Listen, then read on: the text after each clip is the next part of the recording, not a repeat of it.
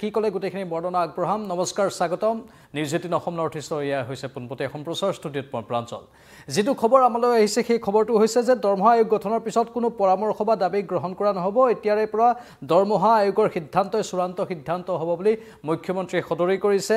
আৰু অসমত শীঘ্ৰে গঠন কৰা হ'ব দৰমহা আয়োগ সেইখিনি কথাও মুখ্যমন্ত্ৰীগৰাকীয়ে কৈছে মুখ্য সচিবক দৰমহা আয়োগ গঠনৰ প্ৰস্তুতিৰ নিৰ্দেশ দিছে মুখ্যমন্ত্ৰীগৰাকীয়ে হিমন্ত বিশ্ব শৰ্মা এইখিনি কথা সদৰি কৰিছে সংবাদমেলত নিজেই মুখ্যমন্ত্ৰী হিমন্ত বিশ্ব শৰ্মাই এইখিনি কথা জনাইছে সংবাদমেলত মুখ্যমন্ত্ৰীয়ে কয় যে ৰাজ্যৰ কৰ্মচাৰীসকলে আয়োগ গঠনৰ বাবে পৰামৰ্শ দিব পাৰিব অহা 15 দিনৰ ভিতৰত মুখ্য সচিবক পৰামৰ্শ দিব পাৰিব বুলি সদৰি কৰিছে মুখ্যমন্ত্ৰীয়ে আৰু দৰমহা আয়োগ গঠনৰ পিছত কোনো পৰামৰ্শ বা দাবী গ্ৰহণ কৰা নহব দৰমহা আয়োগ গঠনৰ পূৰ্বেই ৰাজ্যৰ কৰ্মচাৰীসকলে পৰামৰ্শ দিব পাৰিব মুখ্য সচিবক তাৰ পাছত কিন্তু আয়োগ গঠনৰ পাছত পৰামৰ্শ দিব নোৱাৰিব এতিয়াৰে পৰা দৰমহা আয়োগৰ সিদ্ধান্তই চূড়ান্ত সিদ্ধান্ত হ'ব যেনে ধৰণে কেন্দ্ৰত অষ্টম দৰমহা আয়োগ গঠন কৰা হৈছে সেই সন্দৰ্ভত ইতিমধ্যে টিঅআই সাজু হৈছে সেই সন্দৰ্ভতে মুখ্যমন্ত্ৰীগৰাকীয়ে সেই ৰেফাৰেন্সতে এইখিনি কথা সদৰি কৰিছে দৰমহা আয়োগৰ ওপৰত মুখ্যমন্ত্ৰীৰ কোনো এক্টিয়াৰ নাথাকিব বুলিও তেওঁ নিজে সদৰি কৰিছে কেন্দ্ৰীয় চৰকাৰে ইতিমধ্যে দৰমহা আয়োগ গঠনৰ জাননী দিছে আপোনালোকক সেই খবৰটো আমি জনাম আৰু তাৰ পাছতেই কেন্দ্ৰীয় চৰকাৰে ঘোষণা কৰাৰ দিনৰ পৰাই অসমতো দৰমহা আয়োগ কাৰ্যকৰী কৰাৰ চেষ্টা কৰিম বুলি অসমৰ মুখ্যমন্ত্ৰীগৰাকীয়ে মন্তব্য প্ৰকাশ কৰিছে এতিয়া সবাতোকৈ ডাঙৰ খবৰ যে সঁচাকৈ হুৰকৈ বা হুৰে দৰমহা বৃদ্ধি পাব নেকি ৰাজ্য চৰকাৰ কৰ্মচাৰীসকলৰ স্বাভাৱিকতে বৃদ্ধি পাব কাৰণ ইতিমধ্যে কেন্দ্ৰীয় চৰকাৰে সোমবাৰে অষ্টম কেন্দ্ৰীয় দৰমহা আয়োগ গঠনৰ বাবে ইতিমধ্যে যেটো টাৰ্ম অফ ৰেফাৰেন্স যাক টিঅআৰ বুলি কোৱা হয় সেই টাৰ্ম অফ ৰেফাৰেন্সত মঞ্জুৰি প্ৰদান কৰিছে কেন্দ্ৰীয় চৰকাৰে আৰু অসমৰ মুখ্যমন্ত্ৰীয়ে কৈছে যে কেন্দ্ৰীয় চৰকাৰৰ হাৰতে বা কেন্দ্ৰীয় চৰকাৰৰ দৰে দৰমহা আয়োগ অসমতো যেটো গঠন হ'ব মানে আমিও সম্ভাৱনা ব্যক্ত কৰিব পাৰো ঠিক সমহাৰত দৰমহা বৃদ্ধি হ'ব পাৰে বা এটা নিৰ্দিষ্ট পৰ্যায়লৈ যেনে ধৰণে আমি জানো পূৰ্বতে 10 বছৰ মূৰে দৰমহা আয়োগ গঠন হয় আৰু 10 বছৰ মূৰে কেন্দ্ৰীয় চৰকাৰৰ কৰ্মচাৰীসকলৰ বেতন খুব বেছি উচ্চ পৰ্যায়লৈ গতি কৰে ঠিক একে ধৰণৰ হ'ব পাৰে তাৰ এটা পূৰ্বানুমান কৰিব পাৰি আৰু একে ধৰণে ৰাজ্যটো একে ধৰণৰ যদি বিধি বা কিছু নীতি নিয়ম বলবৎ কৰা হয় তেনেহলে ৰাজ্য চৰকাৰ যিসকল কৰ্মচাৰী আছে তেওঁলোকৰ দৰমহাও স্বাভাৱিকতে বহুগুণ বৃদ্ধি পাব পাৰে তেনে ধৰণৰ এটা সম্ভাৱনা আছে লগতে পূৰ্বৰ যি সুপ্ৰিম কোৰ্টৰ জাজ ন্যায়মূৰ্তি ৰঞ্জনা প্ৰকাশ দেশাই আৰু সেই ৰঞ্জনা প্ৰকাশ দেশাইক এই আয়োগৰ অধ্যক্ষ কেন্দ্ৰীয় চৰকাৰে নিয়োগ কৰিছে আৰু আয়োগে 18 মাহৰ ভিতৰতে নিজৰ যিখিনি ৰেফাৰেন্স আছে সেই যিবোৰ প্ৰয়োগ হ'বলগীয়া বিধি আছে সেই প্ৰয়োগ হ'বলগীয়া বিধিবোৰ প্ৰস্তুত কৰিব আৰু 1 জানুৱাৰী 2026 পৰা ইয়াক হয়তো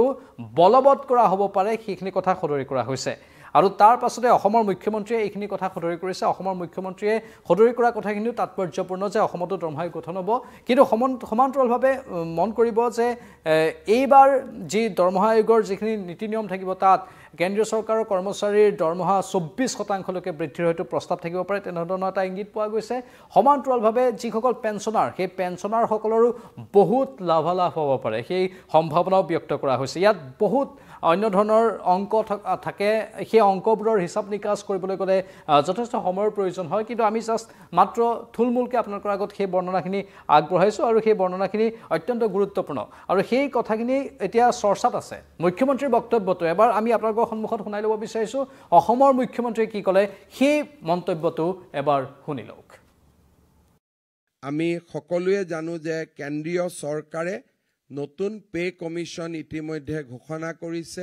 যোৱাকালি কেন্দ্ৰীয় চৰকাৰে নতুন পে কমিশন নটিফাই কৰিছে অসমতো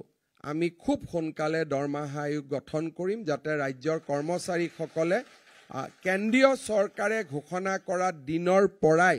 আমি যাতে পে কমিশনৰ সুবিধা পাব পাৰো আমি ইতিমধ্যে মই মুখ্য সচিবক যোৱাকালিয়ে কৈছো যে আমাৰ প্ৰিপাৰেচন কৰিবৰ কাৰণে মই কৰ্মচাৰীসকলকো অনুৰোধ কৰিম এছিএছৰ ইয়াত এছ'চিয়েশ্যন আছে শিক্ষকৰো আছে কৰ্মচাৰীও আছে সকলোৱে আছে আমাৰ পে কমিশনৰ টাৰ্মছ অফ ৰেফাৰেন্সৰ ওপৰত আপোনালোকৰ যদি কিবা পৰামৰ্শ আছে আমাৰ মুখ্য সচিবক অহা 15 দিনৰ ভিতৰত আপোনালোকক দিবৰ কাৰণে অনুৰোধ কৰিম যাতে টিঅআৰ খন আমি ভাল কৰি বনাব পাৰো টাৰ্মছ অফ ৰেফাৰেন্সখন আমি ভাল কৰি বনাব পাৰো আৰু স্বাভাৱিকতে মুখ্যমন্ত্ৰীৰ এই বক্তব্যখিনি ৰাজ্য চৰকাৰৰ বাবে ৰাজ্য চৰকাৰৰ কৰ্মচাৰীসকলৰ বাবে এটা ভাল বাৰ্তা বহন কৰা খবৰ বা বাৰ্তা মুখ্যমন্ত্ৰীয়ে অসমৰ যিসকল ৰাজ্যিক কৰ্মচাৰী আছে তেওঁলোকৰ বাবে এটা শুভ ইংগিত হয়তো প্ৰদান কৰিছে বাকিখিনি আমাৰ কৰ্মচাৰীসকলেও কমেণ্ট বক্সত কমেণ্ট কৰি জনাব পাৰিব তাৰ বিপৰীতে যি কেন্দ্ৰীয় চৰকাৰৰ অষ্টম দৰমহা আয়োগ সেই অষ্টম দৰমহা আয়োগৰ বিৱৰণীও আমি অলপ দিব বিচাৰিছোঁ কেন্দ্ৰীয় চৰকাৰৰ এই অষ্টম দৰমহা আয়োগৰ কথা আমি অলপ ইকনমিক্স টাইমছৰ পৰা সংগ্ৰহ কৰিছোঁ সেইখিনি আপোনালোকৰ আগত বক্তব্য আগবঢ়াব বিচাৰিছোঁ ইয়াৰ দ্বাৰা 1.2 কোটি লোক লাভৱান হ'ব বুলি ইকনমিক্স টাইমছে সদৰি কৰিছে আৰু 50 লাখ কেন্দ্ৰীয় কৰ্মচাৰী সমান্তৰালভাৱে 69 লাখ পেঞ্চনাৰ যিসকলে পেঞ্চন লাভ কৰি আছে সেই 69 লাখ পেঞ্চনাৰৰ লাভ হ'ব আৰু বহুত লাভ হ'ব বুলি সদৰি কৰা হৈছে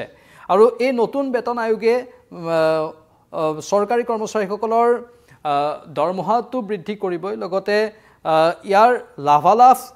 যিসকলে পাব সেই লাভালাভ পোৱাসকলৰ সংখ্যা যিমান হ'ব সেই 1.2 কোটি মানে পেঞ্চনাৰ আৰু বৰ্তমানৰ কৰ্মচাৰীসকলৰ হিচাপ নিকাচ কৰি কোৱা হৈছে তাৰ লগতে আন কেইবাটাও প্ৰশ্ন আছে যে প্ৰকৃত অৰ্থত ইয়াৰ দ্বাৰা কেন্দ্ৰীয় চৰকাৰৰ যিসকল কৰ্মচাৰী আছে কোনসকল কৰ্মচাৰী অধিক লাভৱান হ'ব ৰেলৱে ডাক বিভাগ ইনকাম টেক্স কাষ্টম আৰু য'ত গ্ৰুপ A B C এই স্থায়ী আৰু অস্থায়ী যিসকল কৰ্মচাৰী আছে সেই সকলো লাভৱান হ'ব বুলি কোৱা হৈছে গ্ৰুপ A B C যিসকল স্থায়ী আৰু অস্থায়ী কৰ্মচাৰী আছে তেওঁলোক সকলো লাভৱান হ'ব ইয়া কেন্দ্ৰীয় চৰকাৰৰ অষ্টম দৰমহা আয়োগৰ পৰা লাভৱান হ'বলগীয়া কৰ্মচাৰীসকলৰ কথা কৈ আছোঁ আৰু যিসকল সশস্ত্ৰ সুৰক্ষা বল আছে সেই সশস্ত্ৰ সুৰক্ষা বলৰ ভিতৰত ভাৰতীয় সেনা নৌসেনা বা বায়ু সেনা তেওঁলোকৰ যিসকল জোৱান তেওঁলোকৰ যিসকল বিষয়া সকলো লাভৱান হ'ব বুলি কোৱা হৈছে আৰু অৰ্ধ সৈনিক যিসকল জোৱান আছে বা CAPFSৰ যিসকল কৰ্মচাৰী আছে BSF CRPF CISF ITBP SSB তেওঁলোকো লাভৱান হ'ব যিসকল পেঞ্চনভোগী আছে যিসকলে ইতিমধ্যে চাকৰিৰ পৰা অৱসৰ গ্ৰহণ কৰিছে আৰু তেওঁলোককো সংশোধিত পেঞ্চনৰ লাভ হ'ব বুলি কোৱা হৈছে মানে তেওঁলোকৰো পেঞ্চনৰ পৰিমাণ বৃদ্ধি হ'ব সংশোধিত হাৰত অষ্টম দৰমহা আয়োগৰ ফলত যিটো সময় হৈ থাকে তেওঁলোকো সমানেই লাভৱান হ'ব আৰু যিসকল IIM IIT AIIMS UGC ICAR CSIR আদিৰ কৰ্মচাৰীসকলো ইয়াৰ পৰা লাভৱান হ'ব বুলি কোৱা হৈছে আৰু কাক বা কোনসকল লোক লাভৱান নহ'ব ৰাজ্য চৰকাৰৰ কৰ্মচাৰীসকল স্বাভাৱিকতেই পুলিচ পৰিবহণ নিগম জল নিগম আদিৰ কৰ্মচাৰীসকল কেন্দ্ৰীয় বেংকৰ কৰ্মচাৰীসকল হাইকোৰ্ট সুপ্ৰিম কোৰ্টৰ যিসকল বিচাৰক আছে তেওঁলোক আৰু প্ৰাইভেট সেক্টৰৰ কৰ্মচাৰীসকল আৰু ইতিমধ্যে ৰাজ্য চৰকাৰ কৰ্মচাৰীসকল বুলি ক'লো যেহেতু অসমৰ কাৰণে ৰাজ্য চৰকাৰ কৰ্মচাৰীসকলৰ বাবে মুখ্যমন্ত্ৰী ইতিমধ্যে ঘোষণা কৰিছে যে একে ধৰণৰ আয়োগ গঠন কৰি অসমৰ কৰ্মচাৰীসকলৰ বাবেও এটা বিশেষ ব্যৱস্থা কৰাৰ কথা মুখ্যমন্ত্ৰীগৰাকীয়ে ইংগিত হিচাপে আগবঢ়াইছে মানে কেন্দ্ৰীয় চৰকাৰৰ অষ্টম দৰমহা আয়োগৰ সুফলটো ৰাজ্য চৰকাৰ কৰ্মচাৰীসকলে নাপায় কিন্তু একে ধৰণৰ আয়োগ গঠন কৰি অসমৰ কৰ্মচাৰীসকলকো ঠিক একেটা পৰ্যায়ত নিবলৈ অসমৰ মুখ্যমন্ত্ৰীগৰাকীয়ে চিন্তা চৰ্চা কৰা বুলি তেওঁৰ বক্তব্যত আমি শুনিবলৈ পাইছোঁ আৰু এনেধৰণৰ দৰমহাটো কেনেধৰণে নিৰ্ধাৰণ কৰা হয় তাৰো এটা বৰ দীঘলীয়া অংক আছে আৰু সেই দৰমহাৰ বিশেষকৈ বেসিক পেৰ যদি আমি হিচাপ নিকাচ কৰিবলৈ যাওঁ সেই বেসিক পেৰ পৰাই যেহেতু মূল দৰমহাখিনি বৃদ্ধি হয় বুলি কোৱা হয় সেই বেসিক পেৰ পৰিমাণো যথেষ্ট পৰিমাণে বৃদ্ধি পায় মানে বেসিক পে যদি কোনোবা এজনে 10,000 পাই আছিল সেই 10,000 পৰিমাণটো হয়তো দুগুণ বা তাতকৈ বেছি হ'ব পাৰে তেনেধৰণৰ এটা সম্ভাৱনাৰ কথা ব্যক্ত কৰা হৈছে আৰু ইকনমিক টাইমছত যি কথা সদৰি কৰা হৈছে তাত কোৱা হৈছে যে বেসিক পেৰ ওপৰতে তেওঁলোকে কথাখিনি কৈছে বাকি বেসিক পেৰ ওপৰতে বাকিখিনি দৰমহা তেওঁলোকৰ নিৰ্ভৰ কৰিব বুলি কোৱা হৈছে এটা উদাহৰণ তেওঁলোকে দিছে কোনোবা XYZ বা Xৰ যদি আমি দৰমহাখিনি ধৰি লওঁ তেওঁ যদি মাহত 54,000 টকা দৰমহা পায় চাৰিটা ভাগত ইয়াক বিভক্ত কৰা হ'ব পাৰে বেসিক পে এটা ভাগত বিভক্ত কৰা হ'ব পাৰে আৰু ইয়াৰ লগত অন্য ভাত্তা অন্য সা সুবিধা তাত অন্তৰ্ভুক্ত হৈ থাকিব পাৰে বা নাথাকিব পাৰে তেওঁলোকৰ কাৰণে ডিএ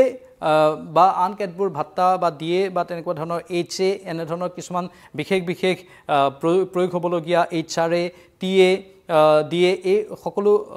প্ৰয়োগ হ'বলগীয়া বিষয় ইয়াত নিৰ্ধাৰণ কৰা হৈছে যদি ধৰা হয় বেচিক পে 44,000 বা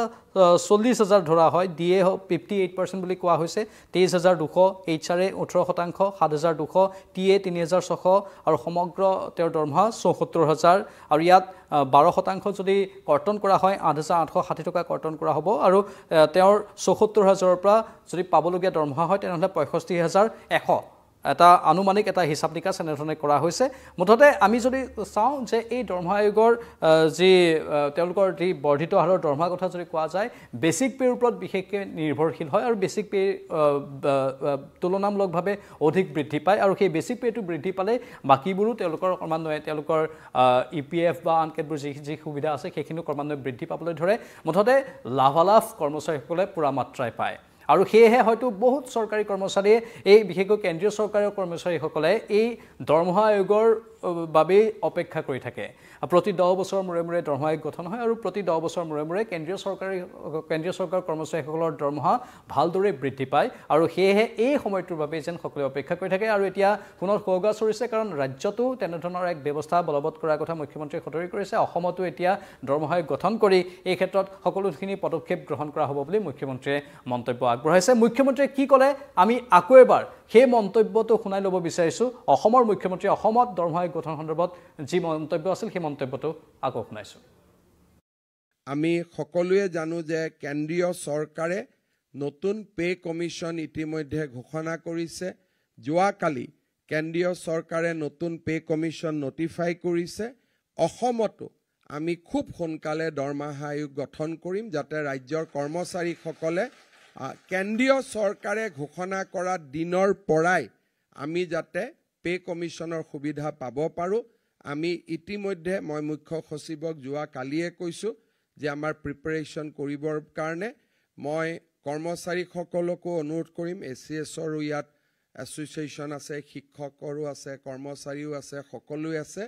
আমাৰ পে কমিশনৰ টাৰ্মছ অফ ৰেফাৰেন্সৰ ওপৰত আপোনালোকৰ যদি কিবা পৰামৰ্শ আছে আমাৰ মুখ্য সচিবক অহা 15 দিনৰ ভিতৰত আপোনালোকক দিবৰ কাৰণে অনুৰোধ কৰিম যাতে TOR খন আমি ভাল কৰি বনাব পাৰোঁ টাৰ্মছ অফ ৰেফাৰেন্সখন আমি ভাল কৰি বনাব